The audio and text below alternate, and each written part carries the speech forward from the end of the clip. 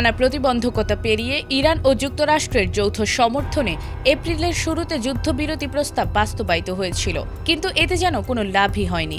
যুদ্ধবিরতির পর প্রথমবারের মতো ইরান ও ইসরায়েল আবারও পাল্টাপাল্টি হামলায় জড়িয়ে পড়েছে, আর ইরানের ক্ষেপণাস্ত্র হামলায় ইসরায়েল জুড়ে রেড অ্যালার্ট জারি করা হয়েছে। এরই মধ্যে পরিস্থিতির আরও অবনতি হওয়ার আশঙ্কায় সৌদি আরব জুড়ে জরুরি সতর্কতা জারি করা হয়েছে।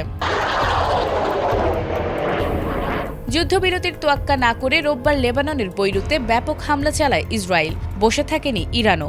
প্রতিশোধ নিতে ইসরায়েলের উত্তরাঞ্চলে একের পর এক মিসাইল ছোড়ে আইআরজিসি। এ ঘটনার ঠিক পরদিনই অর্থাৎ সোমবার পাল্টা আঘাত হানল ইসরায়েল।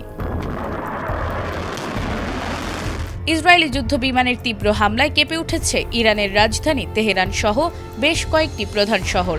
একের পর এক শক্তিশালী বিস্ফোরণের শব্দে তৈরি হয়েছে এক থমথমে পরিস্থিতি।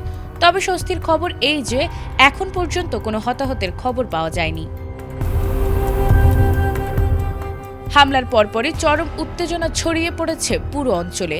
পরিস্থিতির ভয়াবহতা বিবেচনা করে ইরানের প্রধান আকাশপথ তেহরানের ইমাম খোমেইনি ইন্টারন্যাশনাল বিমানবন্দরের আকাশসীমা সম্পূর্ণ বন্ধ করে দেয়া হয়েছে। আন্তর্জাতিক সংবাদ মাধ্যম অ্যাসোসিয়েটেড প্রেস এই জরুরি তথ্যটি নিশ্চিত করেছে।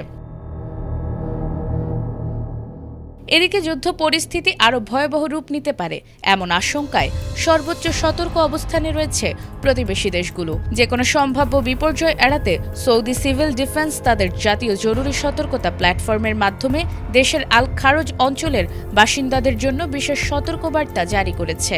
বাসিন্দাদের সব ধরনের ঝুঁকি থেকে সাবধানে থাকার নির্দেশ দেওয়া হয়েছে। নাজমুন নাহার জান্নাত, এটিএন বাংলা।